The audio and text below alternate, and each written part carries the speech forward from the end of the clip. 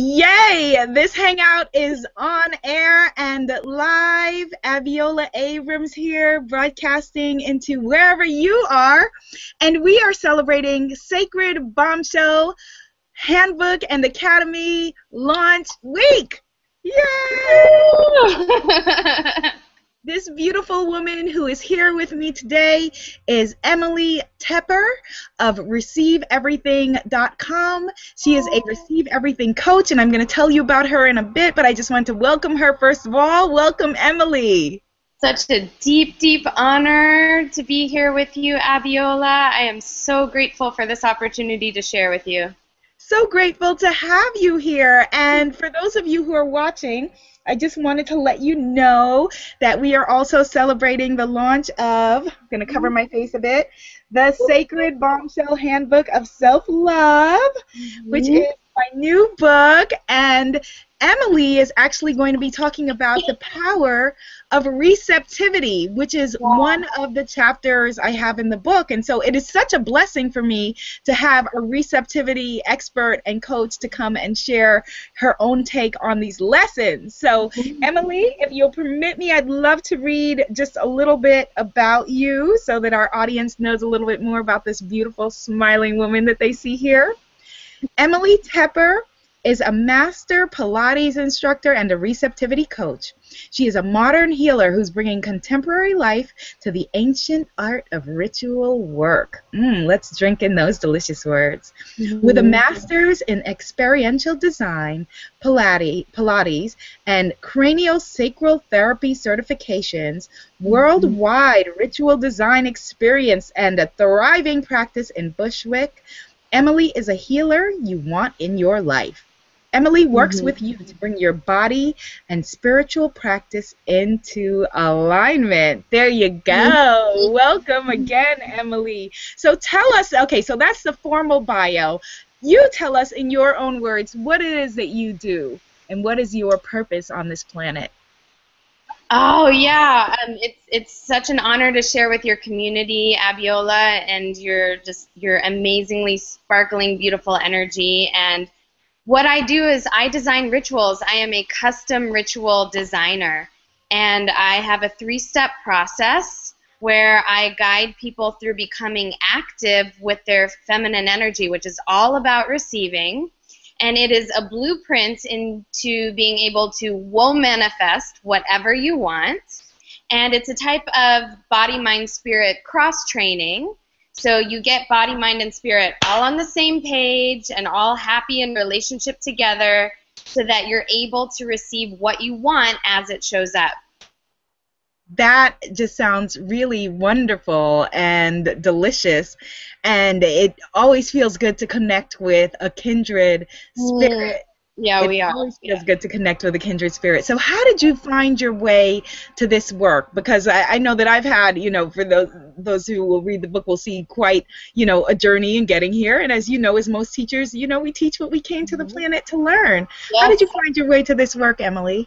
Yes, well, I was an extraordinarily spiritual child. I am a Pisces, and it took very seriously when I was a little girl, like how I played with my toys or what outfit I wore that day or my singing and dancing or the enjoyment of color and being and playing. And having my own, kingdoms and titles and designing my own world, basically.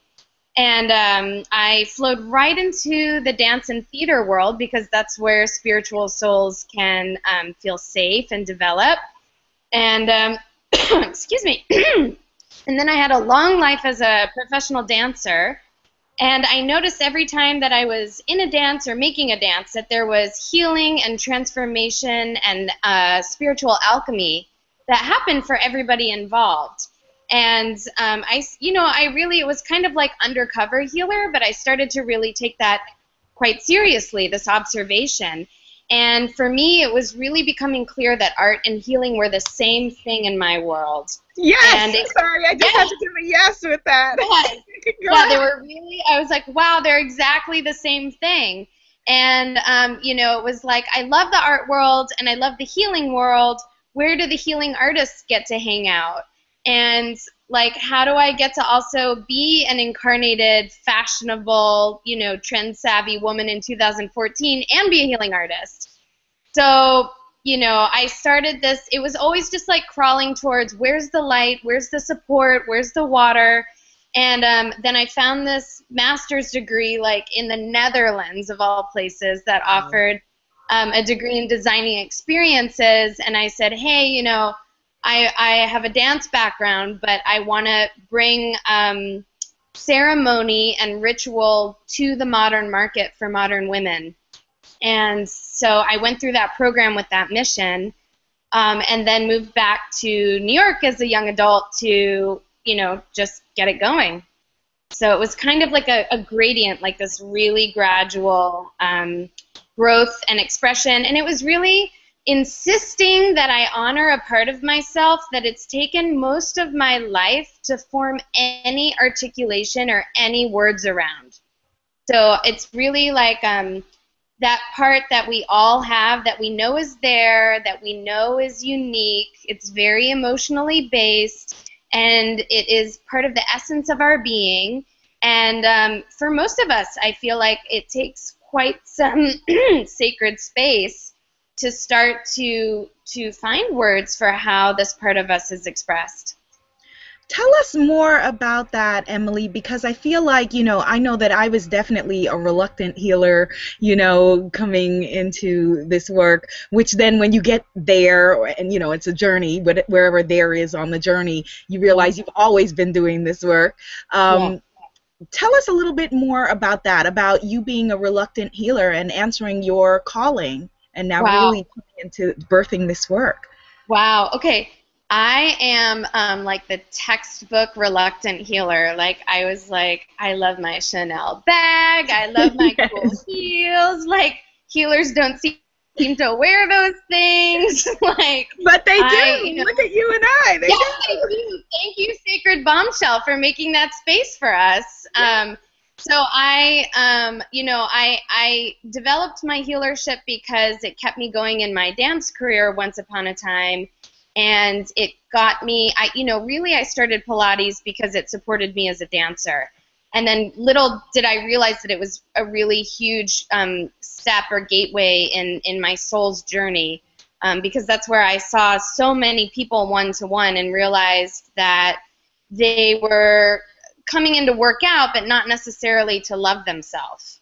And that was something that I just literally couldn't live with that. For myself or for others. And then, you know, I was the most reluctant healer because I had a very outdated old conversation playing in my head about what that meant.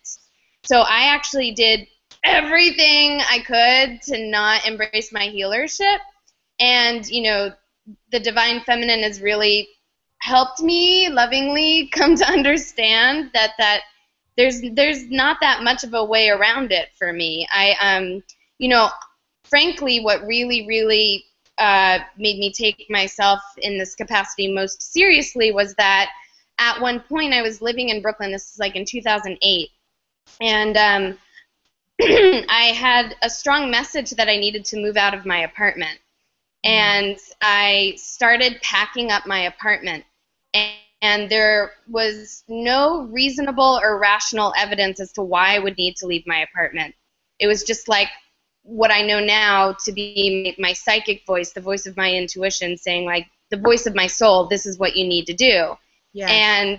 And so I was like packing up my stuff but not understanding why, and still sleeping there. And you know, thank God, goddess, I'm fine. But there was a break-in attack in my apartment while I was home, and an assault, an attempted assault and rape. So I really had this moment like upon me where it was like, do you want to be alive? And if so, how seriously have you been taking your life? And so, you know, like I said, I was relatively unharmed. It happened pretty quickly, but I had to really make up my mind that, yes, I did want to be alive and that I was going to stand firmly for my life. And, you know, forever after, like, yes, that was a shocking, horrible experience that I don't wish on anyone. But the real kicker was that I was packing my things up before it happened because I was only kind of like halfway honoring the voice of my soul and the real strength and power of my intuition and psychic abilities.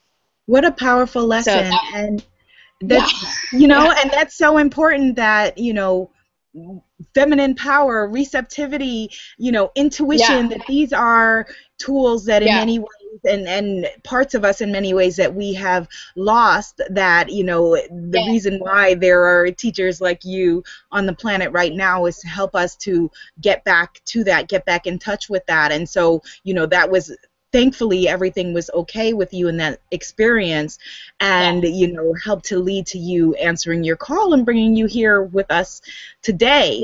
So your movement, Emily, is called Receive Everything, and receptivity is actually one of the chapters in the book. That my book subtitle is The 11 Secrets of Feminine Power. So receive everything, like that is such a big, bold, juicy statement. Tell us, what is receive everything? Everything, because we want to receive everything. What is receive everything? Where did it come from? How do we do it?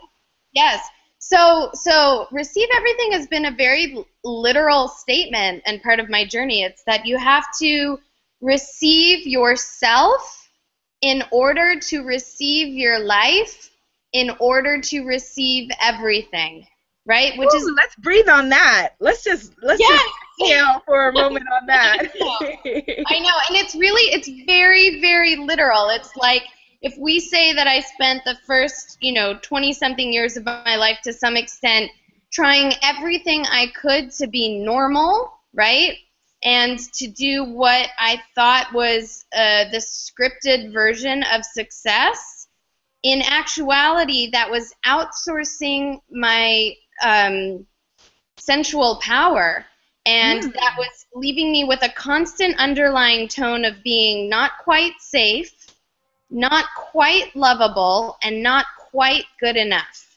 And that was why. So it was really coming to the realization that it is the opposite, almost literally the opposite of what we're taught, is that I had to let go of normal, like just let go, and I had to receive the voice of my soul, like literally let it land inside the address and temple of my body.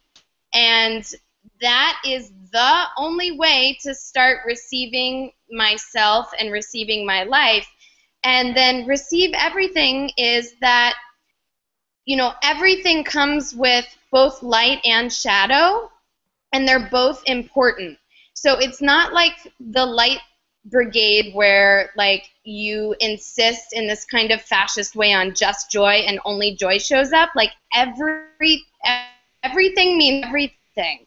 And it's all inventory. It's all just interesting. It's all just for you to be able to maneuver and pivot and make the best decisions and turn the right receptors on within yourself in order for what you truly desire to be able to take hold and take traction and land as it shows up. Oh, that is just so beautiful. You have such a poetic way of speaking, Emily. When I can't wait for your book in the future. Like, just I'm serious. Like, I can't wait to listen back and read the transcript of this myself, just because just such powerful words. And so many of us can relate to that. I call it the tyranny of normal. Like, people are terrified, whether they can admit to it on a conscious level or not, but terrified about being weird or abnormal or strange or whatever. How do we get past that? How do we move past that? Yeah, I love that question. That is profound. Like, we're about to do some real talk here. Let's do it.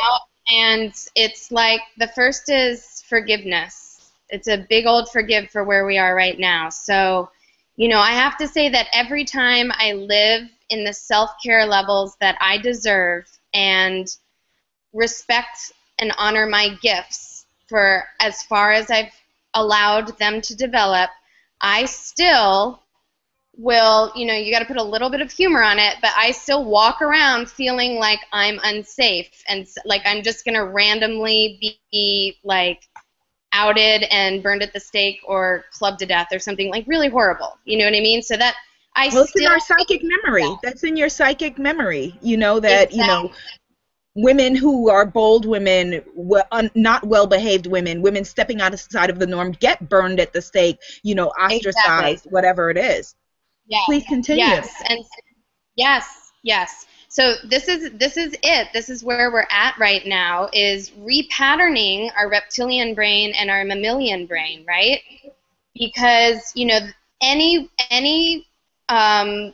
woman, anyone with a lot of feminine energy, who exhibited any sort of paranormal skills, which pretty much all of us have, would not have been allowed to continue living, right?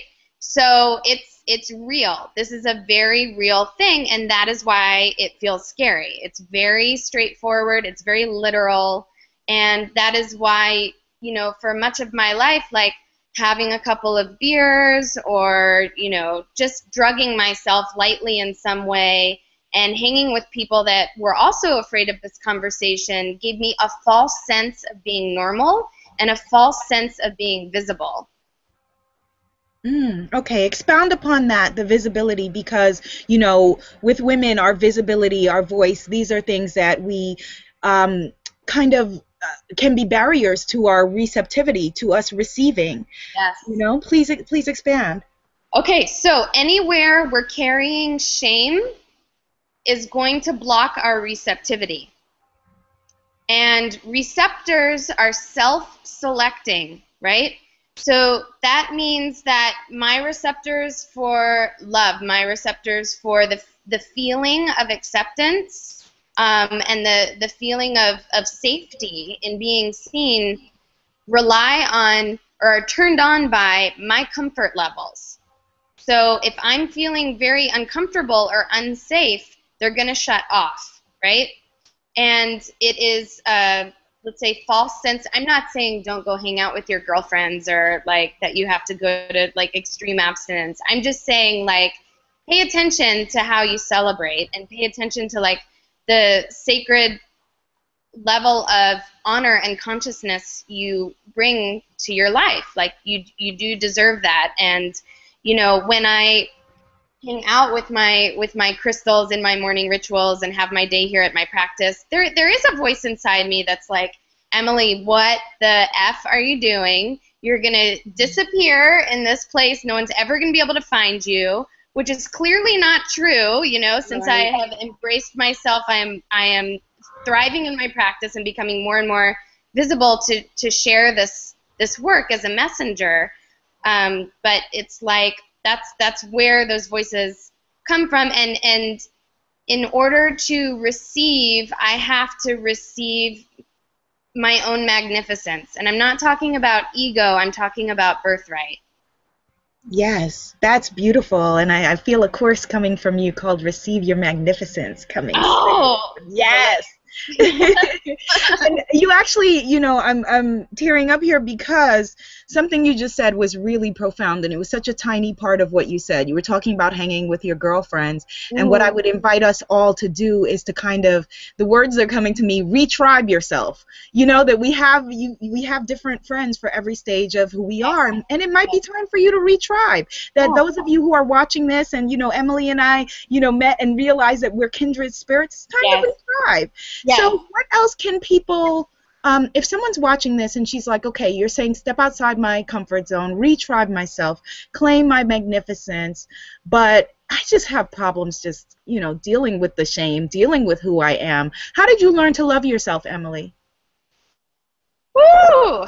A lot of prayer, and ritual is the sacred space that makes it's safe space. Ritual is safe space for my emotions to have their metabolism, and it's like a lot of incorporating all of me. You know, it's a process. It is a process. It's like constantly, I call it like inviting the little goblins out from under the bed.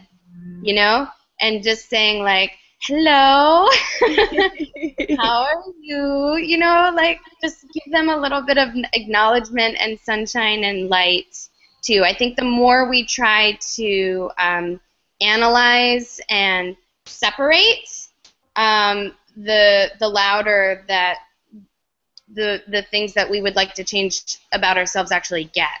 So I like to come from a very inclusive way of thinking where all of the parts of me are invited to the table, and as we all hang out together, things naturally start to upgrade, like conversations happen.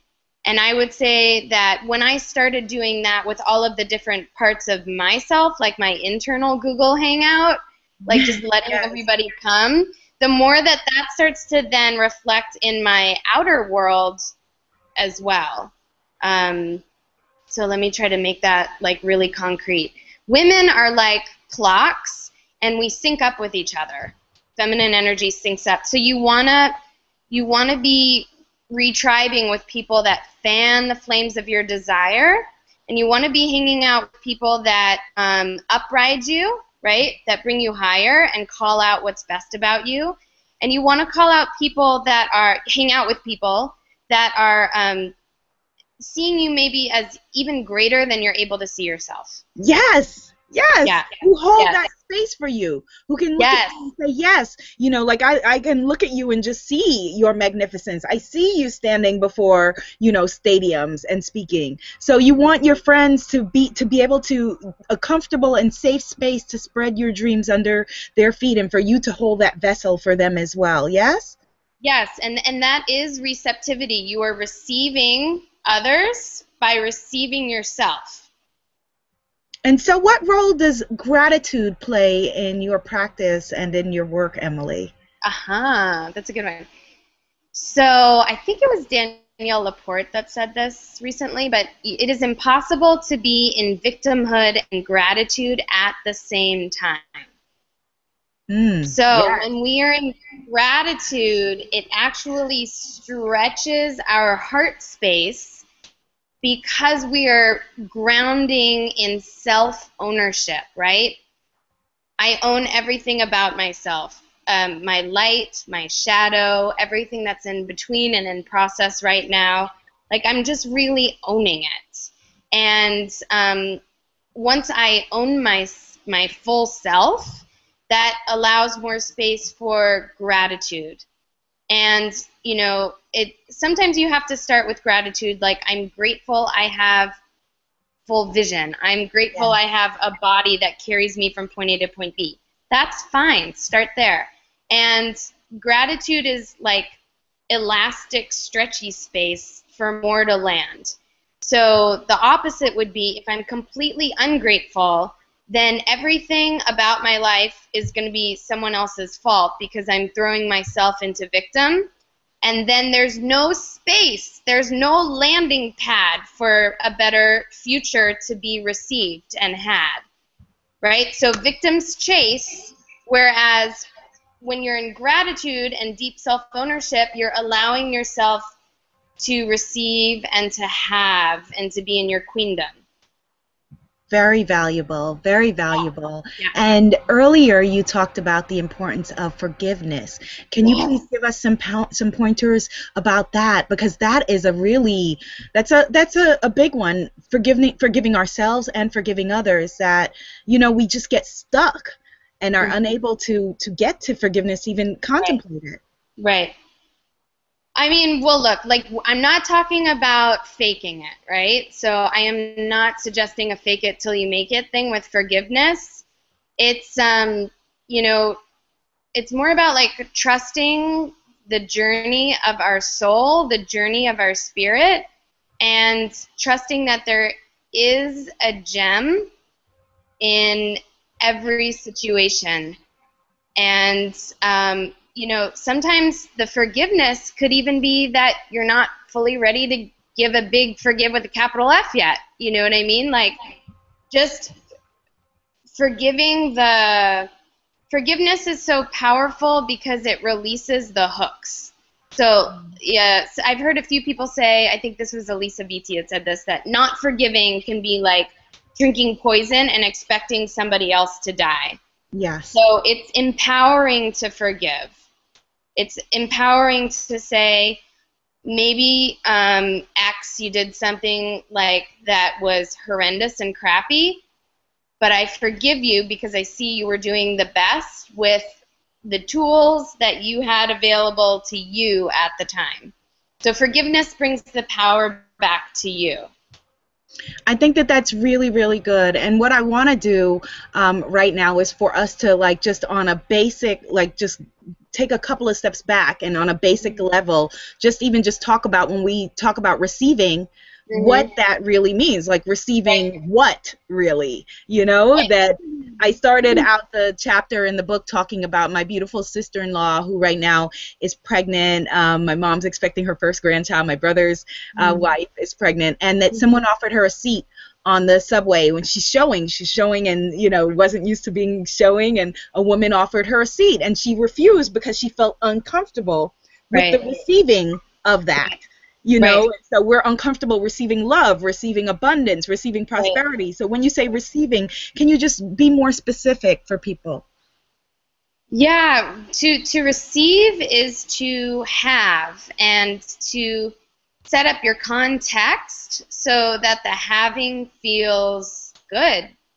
I would say a lot of the reason that I started the brand Receive Everything is that I heard receive becoming more and more of a buzzword, and everyone talking about how yummy and easy it is. And I was like, that has not been my journey with receiving. Not mine either. Like, really at all. So I can very much relate to the pregnant woman saying, like, I'm uncomfortable taking that seat. I had gotten so used to insisting on my doing energy and my chasing energy and my yang energy. I was raised by a very powerful Western scientist woman, and the women's rights movement initially was kind of like, very necessary, but like, we can do that too. Right. We are able and allowed and deserve to do that too, and that's all true, and that was very helpful. And now it's like, it causes a lot of dis-ease and even fertility issues to continue to live just in that yang energy. And so that's another reason, though, that it's okay that this is a place to give some forgiveness. Like, it makes sense that right now receiving and having triggers a lot of safety issues for us. Like, my coach Ra Goddess has this African proverb, be mindful whose head you lay your lap in. You know what I mean? Like, receiving does not mean say yes to everything. Yes. Receiving means get clear on your filtration system and your desires and which conversations you're holding, so that you can honor and maneuver your truth as it shows up. I just want to just tell the audience, along to piggyback on what you just said, how powerful this woman, Emily, is. And, her work is all about aligning yourself and vibration. And she is vibrating at such a high level that Emily Tepper manages, this is the first time that we're meeting face to face, but she has been so much in my sphere that she is in this book twice. Can't believe it. Twice, and I'd never met her. Ra Goddess mentioned her in her interview. Ra is one of the women I work with. Ra, and I'm inspired by Ra as well. Ra mentioned her, and my sister Damali Abrams, she's a visual artist, mentioned Emily as well. And so, because you are an expert in ritual, what are some of the rituals that happen in your daily work of being Emily? Yeah. So, okay, so this is fun, because this is where we get into, I use ritual to ascribe meaning to my life, meaning that I believe in and that I'm okay with.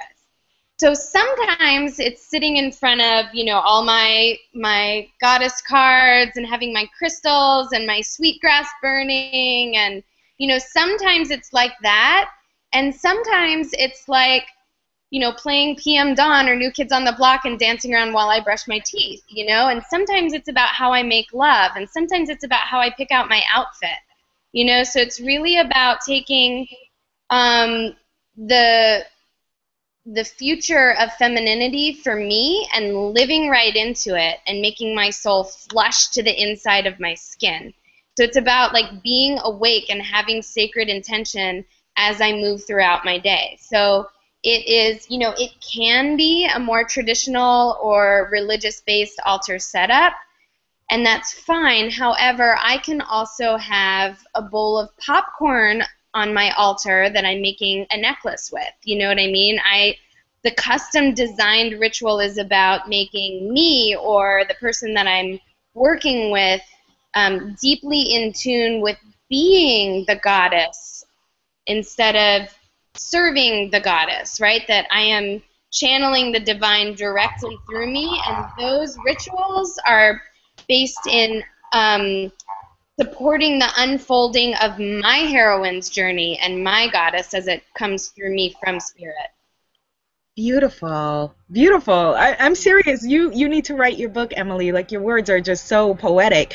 And that is absolutely right. It's about creating your own ritual and creating your altar space in every meaning of that word, wherever you are. That, as you said, that it can be this formalized thing, but, for example, right now my altar is right where we're sitting, and so I have my amethyst, it's my desk. Yes. But my amethyst, and I have my meditation bowl, and I have, all of the things around me that make me comfortable to be me in this space. Yes. I'm sure that you still encounter, the gremlins. You said you come from, you're a scientific family, the gremlins and the exterior voices. Yes. How do you combat that? Wow. I'm going to say that I see them. I let them be seen and heard. And so I would say step one is see them, hear them. And step two is that to say maybe like, I see you, I hear you, I'm not going to continue this conversation just right now, like depending on the situation.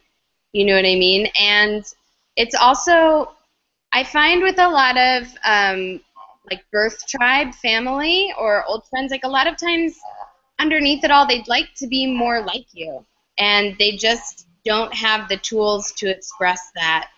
So that compassion would be the next step. So the first is to see the voice, hear the voice, whether it's coming from a real figure outside you or from some, inherited belief from our culture or from the culture that we've internalized, which really can be the most dangerous part.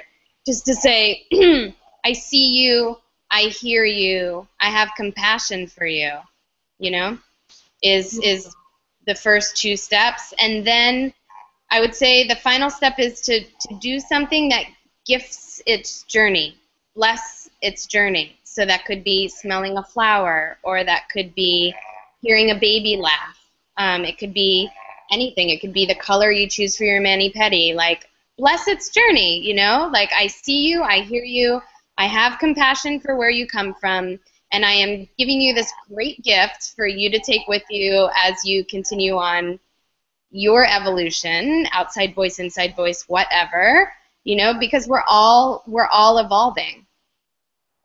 Beautiful, beautiful, Emily. Thank you so much for sharing that with us, your personal journey and how you combat your gremlins. I have a question for you. Someone wants to know, basically she's saying that a few years ago that people, including her, got sort of disenchanted with The Secret and thought that, that The Secret was about receiving and just ended up feeling more blocked from that. Can you speak to that? Yes, I talk about this all the time, and I actually will get into this more later, but I'm offering a monthly group that deals with this directly in New York City and in Brooklyn. So The Secret and manifesting is very goal-oriented, and it's very much in masculine energy. And it was, you know, really the first thing to come to the market, so forgiveness, right? Right. And it is like vision boards a lot of times are very goal-oriented and very future tense, right? So you'll be like, I want this new car. I'm going to have this new car in the future. I want this new trip to the Bahamas in the future. Like whatever it is that you want, you're making this vision board. And goals are our yang energy, are our masculine energy. Desires are our feminine energy. And the power of feminine is actually a vacuum. It's hoovering your most desirable life and future toward you into your lap, so it just lands. Like all you really have to do is relax and receive. And you know, the secret is putting you even more in your masculine pursuit of something that's always future tense, whereas embodiment, right, yoga, belly dancing, good self-care, prayer and meditation, like great ritual space, I call it developing your internal energetic requirements. That is what hoovers and brings in with your feminine energy, right? So, you know, frankly, we need both to exist in the world today. It's just that most of us are operating completely in our masculine energy while we do it right now. So that is my beef with The Secret and why I don't think it works, is it's goal-oriented and it keeps everything in the future tense. Whereas I love to teach about ritual design and altar design as a way of being in the femme, in the feminine energy, and bringing in, channeling the future femme, channeling your most brilliant future feminine through you, and then relaxing and receiving it. Beautifully said. The future femme. I love that, and I hope that people do take advantage of that gift that you're offering, because that is important. You know, turning yourself, using your power of desire, the energy of desire versus being yangified. You know, I call it the energy of desire. I say that we've all been too yangified, and you said that, you know, that the masculine energy and the feminine movement, you know, was very important and won us gains in, you know, sports, career, you know, education, all of those things. But in our personal lives, it leaves us depleted and hungry for our very selves. So that is a really, really powerful lesson, and I urge you to take advantage of Emily's generous offer, and also read in the book where I talk about vision boards and why they don't work, and how, you know, I invite people to make instead a big bombshell breakthrough bliss board that has gratitude and celebrating the present, you know, and charging up that magnet.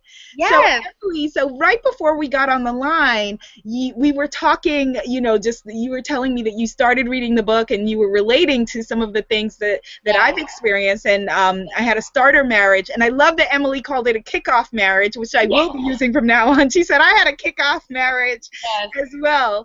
What were some of the lessons from that, as this will be our last question? What were some of the lessons from that? And the reason I'm asking you this is that someone may be watching this who's in the midst of a life situation that is not optimal for her, and she said that all of this that you're saying may sound pretty but unattainable.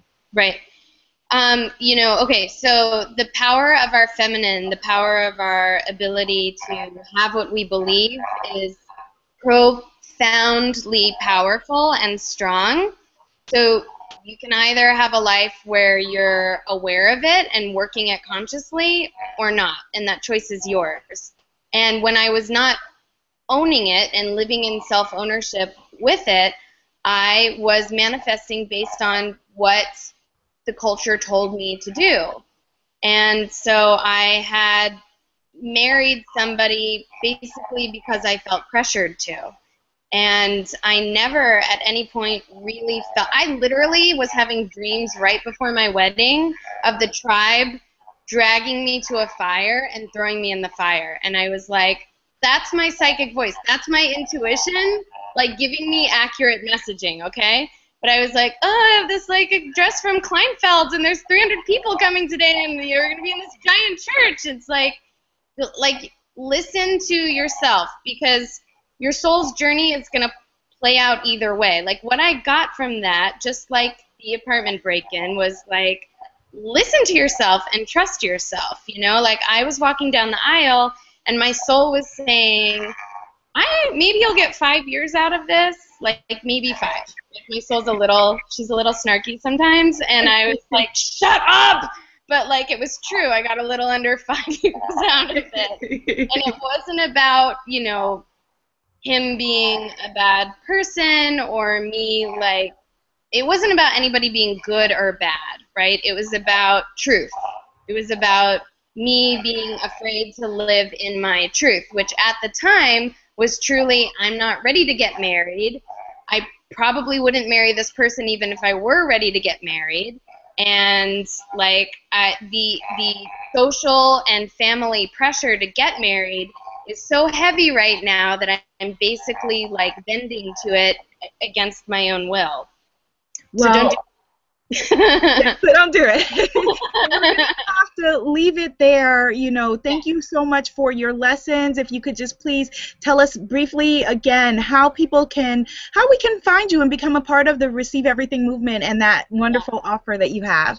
Yeah, we have some hot, sizzling new offerings and ways to share over at the Receive Everything community, and I really, really hope that you will go to receiveeverything.com. If you join the newsletter, you get a lot of delicious treasures and gifts. In addition to that, because we're meeting through Abiola and her fabulousness, and I will also offer you a free 20-minute consult with me where we can talk about where we might be a good fit to work on what rituals you have in play right now and how are they working out for you, like how well are they working for you. I'm also filling a receptivity goddess group where we focus on ritual design, teaching you how to design your own rituals and how to design your own altars. It meets once a month, both in Brooklyn and Manhattan, and you know we can work out those details on our calls. So that is my gift to you for coming through this amazing, amazing, brilliant, sparkling goddess here, Abiola. Oh, well, thank you. Thank you so much for offering that. Everyone, I urge you to take advantage of Emily's generous offer. And Emily, I know that this is just the first of many such conversations. So, thank you. Yay! Yes! Unite! Yes. So thank you so much to Emily Tepper of Receive Everything, and thank you to you for watching. Stay tuned. Today is a marathon day. We've got Emily is actually the 5th of 11 Sacred Bombshell Academy talks this week, and we've got 5 today. So coming up in a few minutes, we are on with Arielle Haspel talking about mindfulness and self-being, as I call it in the book. So if no one has told you today, I love you, dream bigger, love yourself, and see you soon. Bye-bye. Bye.